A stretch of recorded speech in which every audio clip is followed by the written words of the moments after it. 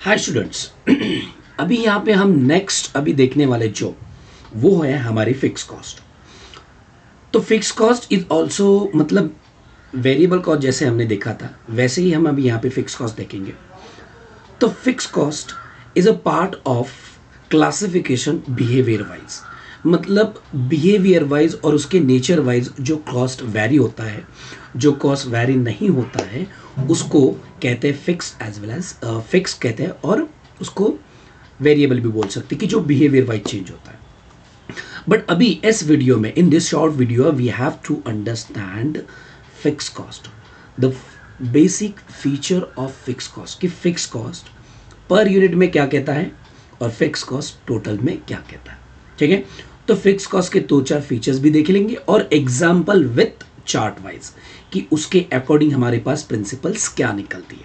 ठीक है, तो देखो बच्चों की साइड में अभी आपके पास एक वर्ड और फाइल ओपन होगा, तो उसके में हम देख लेंगे कि फिक्स कॉस्ट के फीचर्स क्या है। ठीक है, सो लुक हियर बच्चों, the fix cost, the fix cost का फर्स्ट पॉइंट ये कहता है कि it is a based on the period. It is a very very important point because of period wise ये कॉस्ट जनरेट होता है। If you are taking a more period then there that cost will be the more. ठीक है, तो मैं ये कहना चाहता हूं कि ये पीरियड मतलब ये बाउंडिंग टू द पीरियड होता है। जब पीरियड मतलब ये इसको पीरियड कॉस्ट भी हम कह सकते हैं, क्योंकि जब आपके पास पीरियड के लिए आप इसकी मतलब उस पीरियड तक आप उसका कंजम्पशन करोगे तो बट ऑब्वियसली वो कॉस्ट आपके इनकोड होने वाला है, मतलब होने वाला ही है। तो मतलब मैं ये बोलना चाहता हूँ कि कुछ कॉस्ट ऐसी होती है कि जो पीरियड वाइज बिहेव करती है, पीरियड के अकॉर्डिंग, ना कि आउटपुट के अकॉर्डिंग। जितना ज़्यादा पीरियड उतनी ज़्यादा वो कॉस्ट बनेगी। तो चलो बच्चों देखो कि आगे सेकंड पॉइंट क्या कहता है। So these cost are not fluctuating, मतलब ना ही इंक्रीज होगी ना ही डिक्रीज होगी due to the change in output of turnover. बच्चों फर्स्ट पॉइंट समझा था कि वह मैंने कहा था कि ये डिपेंड अपॉन द पीरियड, ना कि depend upon the your output and वो वॉट एवर द मतलब आपका आउटपुट कम हो गया या बढ़ेगा उसके अकॉर्डिंग कॉस्ट बढ़ती है करती है, वो वेरिएबल कॉस्ट बन जाती है। यहाँ पे ना ही आपकी कॉस्ट कम होने वाली ना ही आपकी कॉस्ट बढ़ने वाली है, still your cost is remain constant. It is called as what fix cost, it is remain constant because of it is increase और decrease according to the period wise. Okay, but ये भी होता है बच्चों की फिक्स कॉस्ट पीरियड वाइज होता है और ये कांस्टेंट भी होता है, but it is only for the short run period, not ज़्यादा पीरियड तक के लिए आप उसको कांस्टेंट बता सकते हो। थर्ड पॉइंट यही कहता है कि these cost are constant within a given volume of output and activity. Third point यही कहता है कि मैं अभी थोड़ी देर पहले जो बात कर रहा था वही, कि these cost are constant but for the given volume of output for the given period of time. Given volume of output मतलब उस आउटपुट के लिए ही सीमित है, मतलब उसके उस आउटपुट के नीचे प्रोडक्शन करोगे still will there will be the cost. उस आउटपुट से ज़्यादा प्रोडक्शन करने की सोचोगे तो मे बी वो कॉस्ट थोड़ा बहुत बढ़ सकता है, बट ना कि प्रोपोर्शनेटली, वो प्रोपोर्शनेटली नहीं बढ़ेगा। मैं यही बताना चाहता हूँ। देखिए बच्चों समझो यहाँ पे कि कॉस्ट बढ़ेगा ज़रूर, गिवन वॉल्यूम ऑफ आउटपुट उन्होंने कहा है ना, तो कॉस्ट उतने तक उतना ही रहेगा, बट उसके बियॉन्ड जब आप प्रोड्यूस करना चाहते हो, उससे ज़्यादा आप जाना चाहते हो, तो बट ऑब्वियसली कॉस्ट बढ़ेगा, but not a proportionate wise.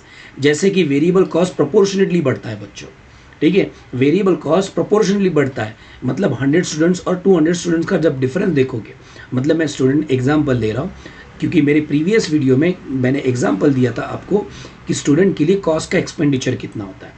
तो जब आप उसका कंपैरिजन करोगे तो वो प्रोपोर्शनेटली चेंज दिखेगा। यहाँ पे प्रोपोर्शनेट चेंज नहीं होता बच्चों, गिवन वॉल्यूम ऑफ आउटपुट के लिए रहेगा, बट वो certain volume of output change हो जाएगा तो सर्टन कॉस्ट जो इंक्रीज होगी वो प्रोपोर्शनेट वाइज नहीं रहेगी। प्रोपोर्शनेट का मतलब एक के लिए दो तो दो के लिए चार, एक के लिए 2 यूनिट लगते तो 2 के लिए 4, ये प्रोपोर्शन हो गया बच्चों। इस प्रोपोर्शन के अकॉर्डिंग ये चेंज नहीं होता, तो इसलिए उसको फिक्स कहते हैं। तो चलो देखिए कि मैंने आपको 3 पॉइंट्स पढ़ा दिए और फोर्थ वन पॉइंट कहता है rent. Rent is period wise. You are taking a benefit of 1 month, you have to pay the rent of for 1 month. You are taking a benefit of the 2 months, you have to pay the rent of 2 months. Again insurance, again depend upon the time. You are taking the insurance for the some period, you will have to pay the premium for only that period. You don't have to pay the period for the previous year or the last year, sorry, the next year. Understood? Depreciation, you are using a machinery for the certain period, you will have to provide the provision for depreciation in your profit and loss account. Okay, also in costing P&L account.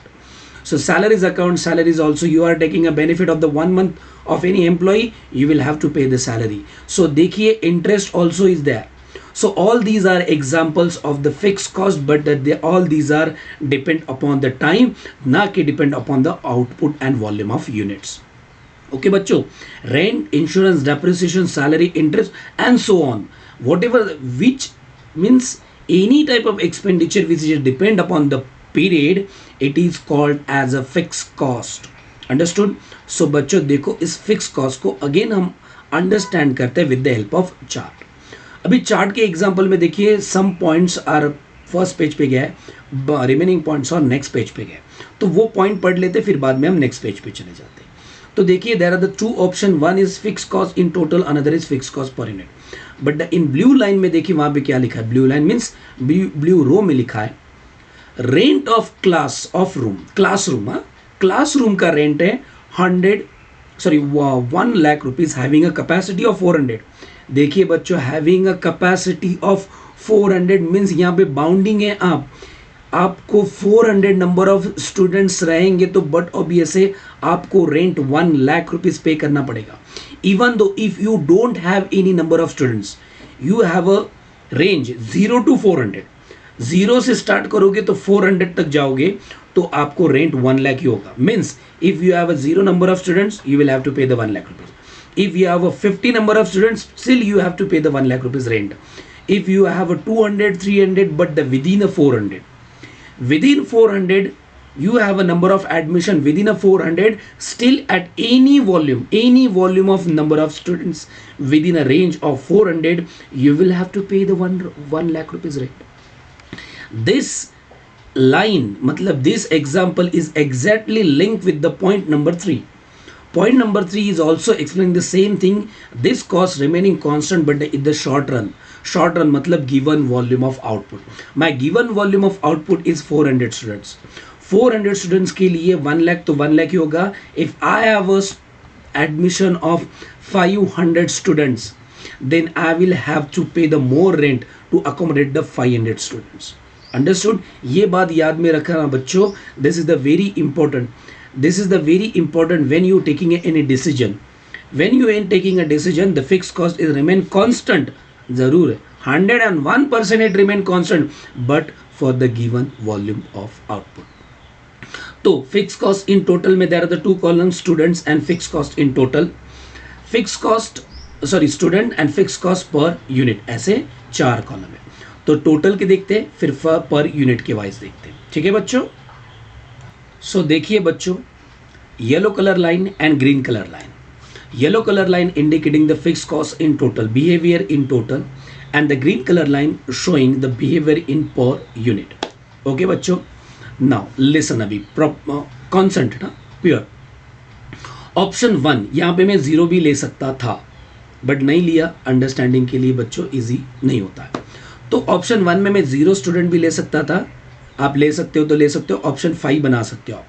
Option 1 में 0 लीजिए, फिर 2 में 100, 200, 300, 400 और okay, ठीक है. तो 5 options आ जाएंगे, but still I am taking 4 options. In 100 students, in 2, 200, 3, 300, 4, 400, and these options again same copy paste in the, देखिए ग्रीन लाइन में 100, 200, 300 एंड 400. अभी मैं क्या कहना चाहता हूँ कि मेरा फिक्स कॉस्ट देखिए up to 400, 1 lakh, 1 lakh, 1 lakh, 1 lakh. Yellow colour line में देखिए टोटल में. So 1 lakh, 1 lakh, 1 lakh, 1 lakh, it means it indicating the fix cost remain constant at given volume of output, जो नीचे इंटरप्रिटेशन में भी दिख रहा है. ठीक है, बट इंटरप्रिटेशन देखने से पहले वो देखिए कि यहाँ पे देखिए वाई एक्सिस दिख रहा है, एक्स एक्सिस दिख रहा है. Y axis showing the fixed cost in total and the x axis showing the number of students. तो x axis बताता है कि भाई मेरे पास नंबर ऑफ स्टूडेंट्स के लिए ऑप्शन है 100, 200, 300 एंड 400. और y ये कहता है कि मेरे पास तो कॉस्ट है, तो कॉस्ट तो 1 लाख ही है. If I have a 0 students, बच्चों मेरे पास 0 स्टूडेंट है, still I have to pay the 1 lakh rupees because of the land owner doesn't care about the my number of students. Land owner says that is the your problem, that is the your choice, if you want to pay pay it. सो तो पे तो करना ही पड़ेगा, मतलब मुंह से निकल गया चॉइस, बट पे तो आपको करना ही पड़ेगा. तो 100 स्टूडेंट हो तो भी 1 लाख पे करना पड़ेगा, 200 हो तो भी 1 लाख, 300 हो तो भी 1 लाख, और 400 हो तो भी 1 लाख. तो fix cost remain constant parallel to the x axis but in a short run, but in a given volume of output. Okay, तो ये टोटल में हो गया था कि टोटल में हमेशा मेरा कांस्टेंट रहता है but up to the given volume of output, या तो मैं बोल सकता हूँ इन शॉर्ट रन. बच्चों अभी यहाँ पे नेक्स्ट साइड में आ जाइए, 100, 200, 300 एंड 400, बट मुझे पर स्टूडेंट निकालना है. पर स्टूडेंट कह सकते हो या पर यूनिट कह सकते हो, एज यू विश. तो पर स्टूडेंट करोगे तो क्या करना पड़ेगा, डिवाइड करना पड़ेगा बच्चों. तो देखिए पर स्टूडेंट के लिए मैंने 1 lakh divided by 100 students, then my rent cost per student is 1000. 0 रहेगा तो बच्चों तो आंसर 0 ही आएगा, 1 लाख डिवाइड बाय 0 करोगे तो 0 आंसर आएगा. सो 1 लाख डिवाइडेड बाय 200 करोगे तो 500 रुपीज कॉस्ट पर स्टूडेंट आ जाएगा. कौन सी कॉस्ट, फिक्स कॉस्ट. 300 करोगे तो बच्चों क्या होगा, 1 lakh divided bye 300 students, you will get the 333.33. Okay, now 400 करोगे तो 1 लाख डिवाइडेड बाय 400 करोगे, यू विल गेटिंग द 250. तो आपको ऐसा नहीं लग रहा है बच्चों कि पहले 1000, then 500, then 333 and then 250, cost कम होता जा रहा है.